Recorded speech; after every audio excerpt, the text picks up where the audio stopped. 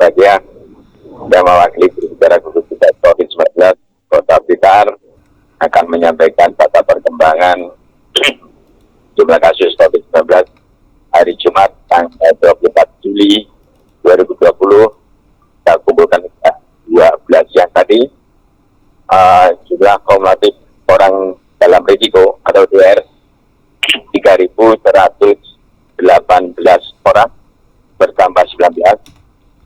Jumlah kumulatif orang tanpa gejala atau TB 351 orang bertambah 35. Jumlah kumulatif orang tanpa gejala yang masih proses pemantauan 60 orang bertambah 35. Jumlah kumulatif orang tanpa gejala yang selesai dipantau 14 hari 291. Jumlah kumulatif orang dalam pemantauan atau TB 223 orang bertambah 3. Jumlah kumulatif orang dalam pemantauan yang masih proses pemantauan 14 hari 203. Jumlah kumulatif orang dalam pemantauan yang proses pemantauan 4 orang bertambah 3. Jumlah kumulatif orang dalam pemantauan yang meninggal dunia 2 orang. Jumlah kumulatif yang dalam pengawasan atau PDP 14 orang bertambah 2. Jumlah kumulatif pasien dalam pengawasan yang selesai pengawasan sembuh 8 orang. Jumlah kumulatif pasien dalam pengawasan proses pengawasan 3 orang bertambah 2. Jumlah kumulatif pasien dalam pengawasan yang meninggal dunia 3 orang. Jumlah kumulatif kasus konfirmasi 35 orang bertambah 2. Jumlah kumulatif kasus konfirmasi yang proses perawatan 16 orang berkurang 2. Jumlah kumulatif konfirmasi yang sembuh 17 orang bertambah 4. Jumlah kumulatif kasus konfirmasi yang meninggal dunia 2 orang. Kami jelaskan juga yang berkaitan dengan kasus konfirmasi 2 orang. Yeah. Ini yang pertama adalah seorang perempuan usia 29 tahun beralamat di Kelurahan Tanjung Sari. Dari 16 yang lalu ada kegiatan kredit ya. Oke. Reaktif dan dengan pengiriman juga adanya tanggal keluar dan positif. Nah, ini kan itu kita follow lagi tanggal 24 Juli dilakukan pengambilan lagi ulang. Satu kasus lagi yang konfirmasi yang baru, perempuan usia 34 tahun dari Kelurahan Pondok juga sama, di kantor ada rapid pemeriksaan rapid natal. Iya. Dengan reaktif terus dilanjutkan dengan pengajian tanggal 24 Juli kemarin hasilnya sudah dinyatakan positif. Baik. Dan ini pola lagi tanggal 24 Juli. Informasi konfirmasi itu konfirmasi darah informasi yang baru tapi ini kasus zaman juga dari konfirmasi ada 4 orang dan 6 orang bidang kasus sedikit tapi dengan Kelurahan Rembang yang 4 orang sudah dinyatakan sembuh dan tetap melakukan protokol kesehatan juga di rumah. Yeah. Terus untuk yang PDP ada tambahan ya 200. Terus yang pertama adalah seorang laki-laki usia 42 tahun dari Kelurahan Rembang. Yeah. Ya. Dan berupa di salah satu rumah sakit swasta Kota Blitar dengan bulan Jepang. Ya. Terus dilakukan rapid, hasilnya reaktif. Yeah. Tinggal 23 Juli di rumah sakit Blitar. Hari ini dilakukan pengambilan spesimen dan langsung dikirim. Terus untuk yang PDP kedua, ini pindahan OPD ini. Jadi ada perkembangan perburukan dengan kondisi dinaikkan menjadi PDP. Oke. Ini orang laki-laki 79 tahun dari Kelurahan Sukorejo. Ya. Terus dilakukan pengambilan spesimen. Dan tadi kita kirim ke Surabaya, ke Surabaya. Oke. Ya, itu yang PDP. Untuk yang PDP juga ada kasus baru. Ini seorang perempuan usia 22 tahun dari Kelurahan Turi.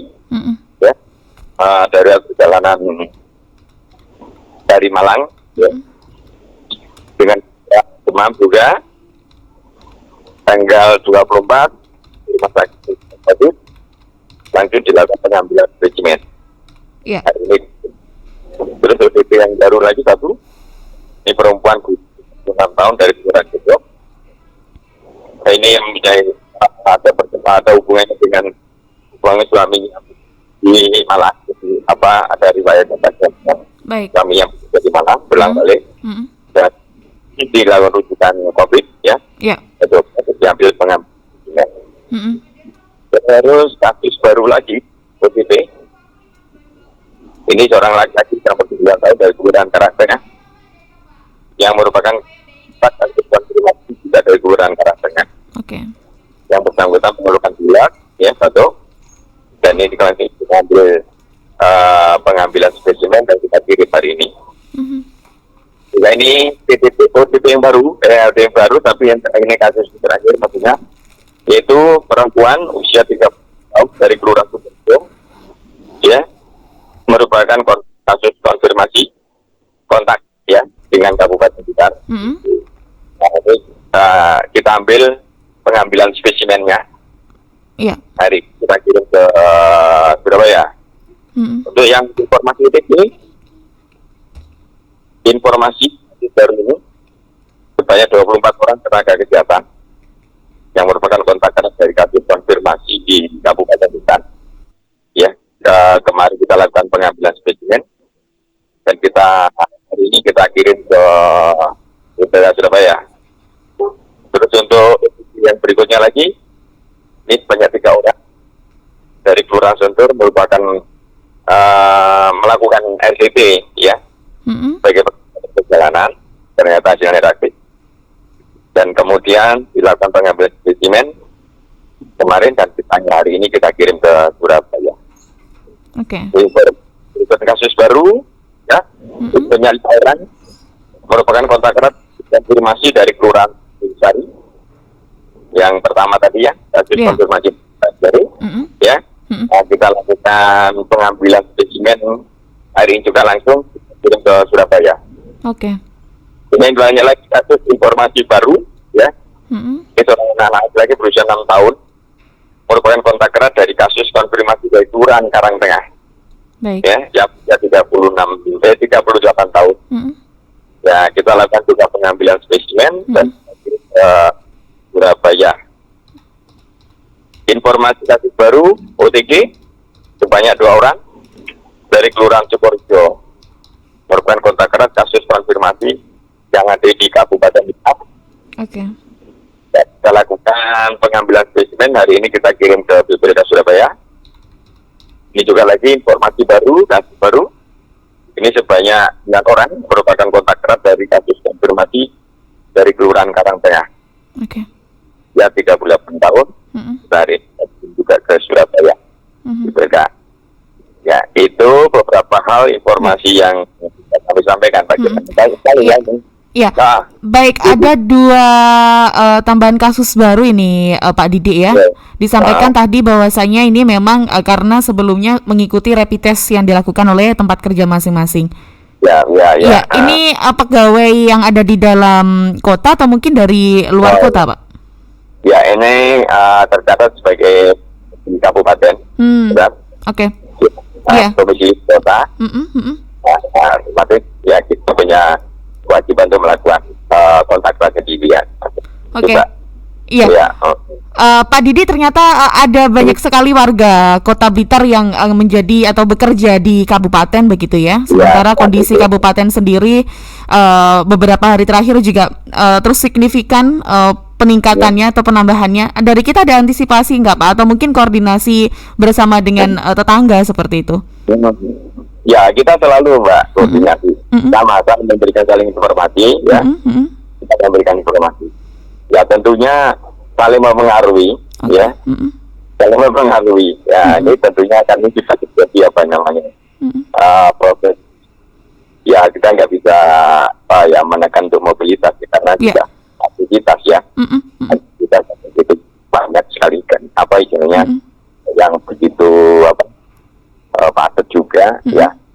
Ini secara otomatis efek dari kegiatan-kegiatan yang dilakukan begitu Pak. Ya. Oke, ya kemudian Pak Didi ini karena untuk kasus ODP, PDP dan OTG juga ada tambahan begitu ya. Upaya kita Pak untuk terus menjaga, apalagi ini untuk OTG yang tidak menunjukkan gejala seperti itu ya, agar tidak kondisinya menurun seperti itu Pak Didi, kemudian statusnya meningkat dan lain sebagainya. Upaya dari kita seperti apa Pak Didi? Ya kalau OTG tentunya tadi yang tapi semua sama ya, ya sama. Ini kan peningkatan daya tubuh ini. Iya. Ya. Nah, peningkatan daya tubuh tentunya hubungannya dengan konsumsi gizi, ya atau pola-pola beragam kehidupannya, maksudnya dalam arti BBB juga bisa mempengaruhi itu, ya. Ini kita lakukan ya, dan termasuk kita teman-teman di wilayah juga memberikan obat referensi atau vitamin lah ya untuk penambah itu. Tapi tentunya tidak cukup hanya vitamin, tentunya dari dalam tubuh pun juga harus dalam kebutuhan gizinya juga harus tercukup sendiri Pak. Oke. Ya. Kemudian ini mungkin himbauan untuk masyarakat Pak Didi untuk ikut andil dalam mencegah penyebaran lokal seperti itu ya, yang mana kita tahu 2 kelurahan Karangtengah dan juga Rembang ini kemarin penambahan kasusnya menyumbangkan cukup banyak seperti itu. Apa yang bisa dilakukan masyarakat Pak Didi untuk memutus potensi penyebaran lokal di Kota Blitar? Ya, yang kami pesan adalah begini Mbak, kita kasus ini memangnya kan tanggung jawab kita semuanya, baik masyarakat semua harus begitu ya. Tidak bisa diserahkan kepada pemerintah atau satunya saja. Karena ini berkaitan dengan salah satu contoh, ini untuk memutus mata rantai tentunya bicara isolasi mas. Iya. Sementara isolasi cepat bisa berhasil. Ya tadi kan nggak bisa memutus dalam arti kan jadi keluarga. Kemudian ini tidak kontak dengan keluarga. Minimal itu dengan keluarga. Sementara kota kan nggak bisa. Ya harapan kami sih sebenarnya sih pemisahannya di situ. Nah ini yang diharapkan kita, jangan sampai kita ada satu harus bisa isolasi mandiri, misalnya secara kota tapi di lingkungan kota tidak mendukung. Terus ini dikemanakan kan ini jadi masalah. Perlu tentunya ada harapan bahwa ada semacam dia terima isolasi. Tapi tentunya kita sudah melakukan, tapi masyarakat juga mendukung, gitu. Maksudnya mendukung, tapi ini memang diperlukan, karena tidak bisa sana tidak mau, di sini tidak mau, semua tidak mau, terus mau dikemanakan ini. Jadi masalah itu ya Mbak. Iya. Ya itu. Artinya masyarakat. Tapi kalau dari kami semua sekarang sudah melakukan sesuatu hal, ya. Dan dukungan yang itu yang kita perlukan. Artinya masyarakat harus tetap waspada, disiplin, mendukung tanpa mengucilkan ya Pak ya? Mendukung ya, termasuk itu juga ya. Bagaimana saudara-saudara kita sendiri ya, semua tidak ingin dan semuanya tidak ingin lah seperti itu. Ya.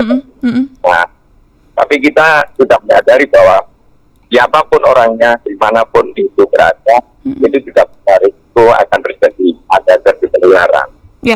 Nah, ini yang bukan berarti kita tuh ini aman gitu, tidak mungkin. Ini kan sudah dapat Mbak. Ya, baik. Terima kasih Pak Didi informasinya hari ini. Besar harapan kita bersama bahwasanya kasus di Kota Blitar segera menurun kembali lagi hijau ya Pak ya, seperti yang kita harapkan sedia kala. Gitu. Ya, terima kasih Pak Didi. Monggo dilanjutkan lagi kalau misalkan memang masih ada beberapa kegiatan mungkin Pak setelah ini. Ya, ini baru ngirim di Surabaya baru meluncur ke pulang ke Blitar ini. Baik, selamat bertugas Pak Didi, semangat dan sehat selalu. Amin ya. Selamat sore, assalamualaikum. Waalaikumsalam warahmatullahi wabarakatuh.